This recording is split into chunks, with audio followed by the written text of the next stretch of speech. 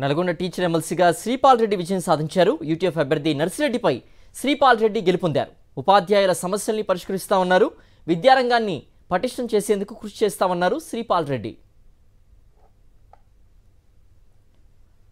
విద్యారంగాన్ని పటిష్టం చేసేందుకు కృషి చేస్తారంటున్న శ్రీపాల్ రెడ్డితో మా ప్రతినిధి Ashok face to face. Warangal, Khammam, నల్గొండకు సంబంధించినటువంటి టీచర్స్ ఎమ్మెల్సీ స్థానంలో ఉత్కంఠకైతే తెరపడినటువంటి పరిస్థితి కనిపిస్తుంది. ఇప్పటికే దాదాపుగా అధికారికంగా ప్రకటన రానప్పుడు కూడా పింగళి శ్రీపాల్ రెడ్డి పీఆర్టీ టీఎస్ అభ్యర్థి గెలిచినట్టు కూడా మనకు సమాచారం అందుతున్నటువంటి పరిస్థితి ఉంది. ప్రస్తుతం మనతో పాటు పింగళి శ్రీపాల్ రెడ్డి గారిని ఒకసారి మాట్లాడదాం. చెప్పండి, ప్రధానంగా హోరాహోరీగా సాగింది ఉదయం నుంచి కూడా 5 అభ్యర్థులు తమదే విజయం అంటే తమదే అని చెప్పేసి కూడా ప్రకటించినటువంటి పరిస్థితి ఉంది. ఆఖరికి విజయం మీకు అందినటువంటి పరిస్థితి ఏం చెప్తారు? సంతోషంగా ఉందండి. ఉపాధ్యాయులు, ఇది శ్రీపాల్ రెడ్డి విజయం కాదు, ఇది ఉపాధ్యాయుల విజయం. ఉపాధ్యాయుల ఆత్మగౌరవానికి సంబంధించినటువంటి పరీక్షలో ఉపాధ్యాయులు నెగ్గినరు, అది నేను భావిస్తా ఉన్నా. ఓకే, అంటే ప్రధానంగా మీరు ప్రచారం చేసే సమయంలో ఉపాధ్యాయులు అనేక సమస్యలు ఎదుర్కొంటున్నామని చెప్పేసి మీరు దృష్టికి తీసుకొచ్చారంటున్నారు. రాబోయే రోజుల్లో ఎట్లాంటి ఉద్యమాలు చేయబోతున్నారు? ఖచ్చితంగా అండి, సిపిఎస్ రద్దు కావాలి రాష్ట్రంలో.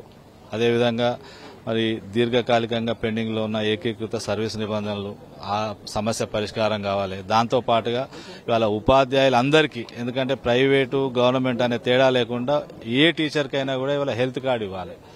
ఇవాళ కొంత కాంట్రిబ్యూషన్ టీచర్ నుంచి తీసుకునైనా సరే ఒక ఆరోగ్య భద్రత అనేది ప్రభుత్వం కల్పించాలి.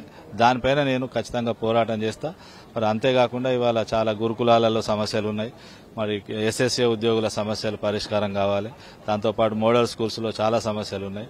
ఇట్లా రకరకాల మేనేజ్మెంట్లలో రకరకాల సమస్యలు ఉన్నాయి. ఇంకా ముఖ్యంగా మనం జూనియర్ కాలేజీలను పటిష్టం చేసుకోవాల్సిన, ఉన్నత విద్యను మరి కాపాడుకోవాల్సిన బాధ్యత ఉన్నది. డిఎల్ కావచ్చు, ఓల్డ్ పెన్షన్ స్కీమ్ సంబంధించినటువంటి డిమాండ్లు కూడా అనేకం ఉన్నటువంటి పరిస్థితి ఉంది. ఏ విధంగా పరిష్కారం చూపబోతున్నారు? ప్రభుత్వం దృష్టికి ఏం తీసుకుంటారు? ఇప్పుడు ప్రభుత్వం మేనిఫెస్టోలోనే పెట్టింది సిపిఎస్ రద్దు చేస్తామని. సో రద్దు చేయాల్సిందే. కాబట్టి ఆ మేనిఫెస్టో హామీని నిలబెట్టుకోమని చెప్పి కోరుతాం. తప్పకుండా చేపిస్తాం. ఒకవేళ కాని పక్షంలో ఉద్యమాలకైనా మేము సిద్ధంగా ఉంటాం. అంటే ఒకటి చెప్పండి, ఫైనల్ గా కాంగ్రెస్ పార్టీ సపోర్టు మీకు ఈ ఎన్నికల్లో ఉన్నది అని చెప్పేసి, రూపాయికారి మద్దతు ఉందని చెప్పేసి కూడా ఆరోపణలు వస్తున్నాయి. పింగళి శ్రీపాల్ రెడ్డి విచ్చలవిడిగా డబ్బులు ఖర్చు పెట్టారని చెప్పేసి అంటున్నారు. ఇందులో డబ్బులు ఫ్యాక్టర్ పనిచేసిందా, లేకపోతే ప్రభుత్వం రూపాయికారి అంటే వెనక నుంచి మద్దతు ఇచ్చిందా? ఎలాంటి మద్దతు లేదు. నేను ఏ రాజకీయ పార్టీకి అనుబంధంగా లేకుండా నిలబడ్డటువంటి ఏకైక అభ్యర్థి నేను. కాబట్టే ఇవాళ ఉపాధ్యాయులు నన్ను గెలిపించారు. తనకు విజయాన్ని అందించినటువంటి ఉపాధ్యాయులకు సర్వదా రుణపడి ఉంటానని చెప్పి చెప్తున్నారు. భవిష్యత్తులో సమస్యల పరిష్కారం కోసం ఖచ్చితంగా ప్రభుత్వం దృష్టికి తీసుకెళ్లి అవసరమైతే ఉద్యమాలు చేయడానికి కూడా ముందుంటానని చెప్పేసి కూడా శ్రీపాల్ రెడ్డి అంటున్నారు. నేను శ్రీనివాసరావు, పాషం అశోక్ రెడ్డి, సాక్షి టీవీ, నల్గొండ.